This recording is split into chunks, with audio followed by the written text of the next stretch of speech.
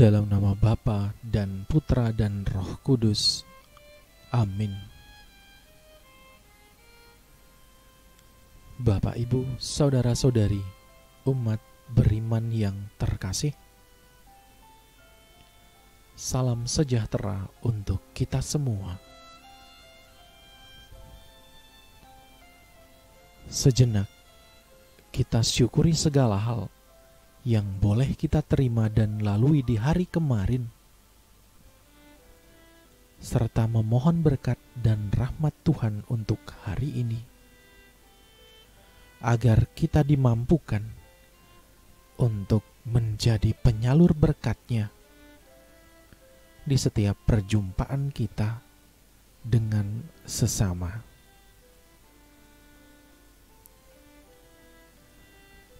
Saudara-saudari yang terkasih, lantas apa sapaan Tuhan untuk kita hari ini? Bersama-sama dengan gereja Allah yang kudus, mari kita hening sejenak, sembari membersihkan hati agar pantas dan layak mendengar sapaan-Nya yang kudus.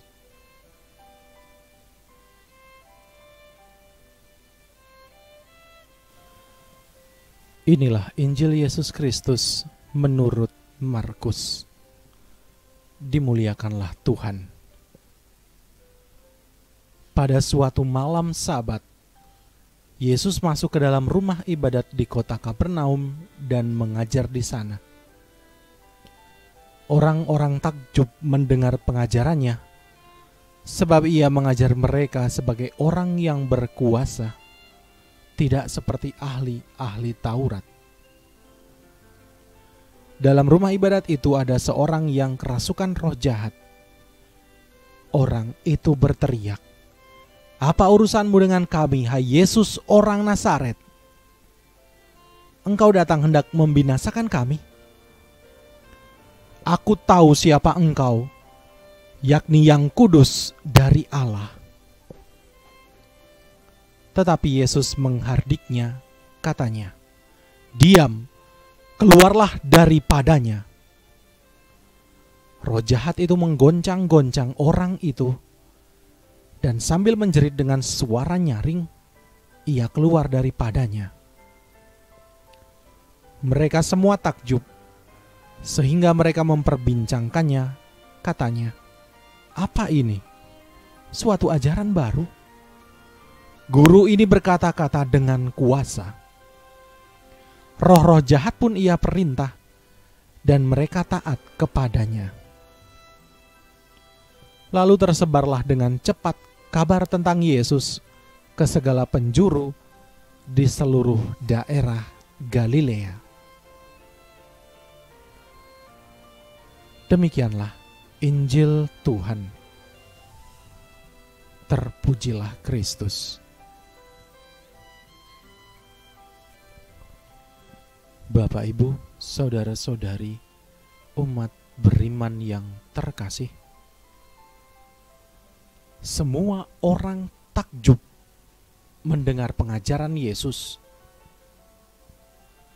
Kesan pertama tentang sebuah pengajaran tentu dimulai dari bagaimana pengajaran itu dibawakan.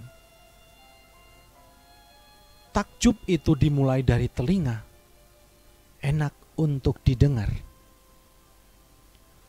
Rasa takjub itu akan semakin mendalam ketika terjadi perpindahan rasa takjub dari telinga ke hati. Mereka takjub mendengar pengajaran Yesus.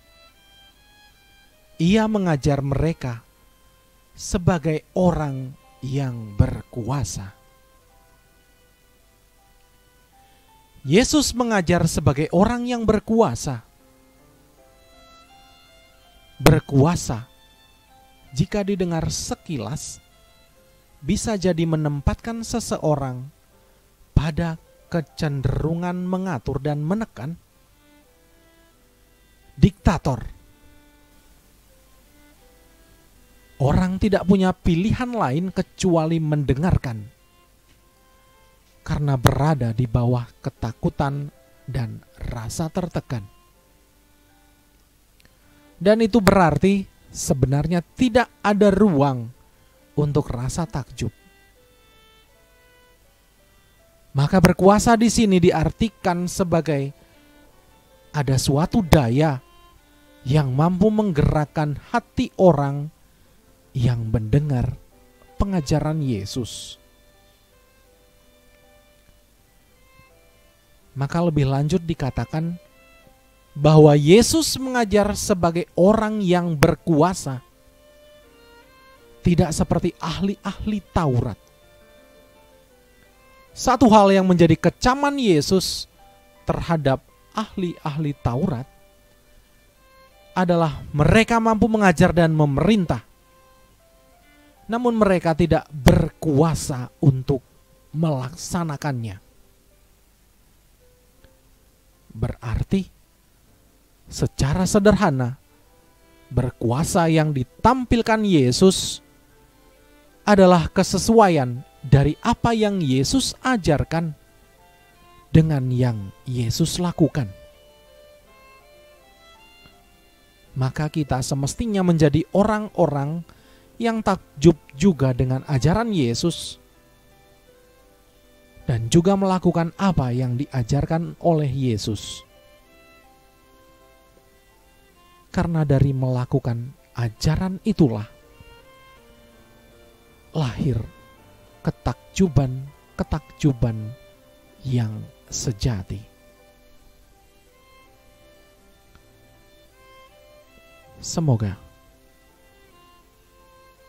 Tuhan memberkati kita. Amin.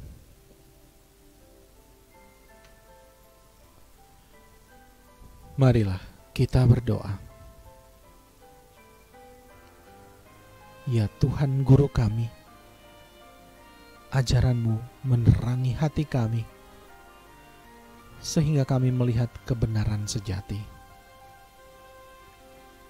Semoga hidup kami senantiasa terarah pada kebenaran yang Engkau anugerahkan kepada kami, dan hidup kami tergerak untuk melakukan apa yang menjadi ajaran-Mu, sehingga keselamatan itu benar-benar nyata, sebab Engkaulah Juru Selamat kami, kini dan sepanjang masa. Amin.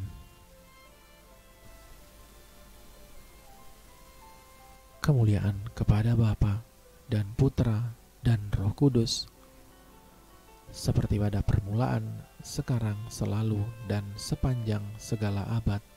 Amin. Dalam nama Bapa dan Putra dan Roh Kudus. Amin.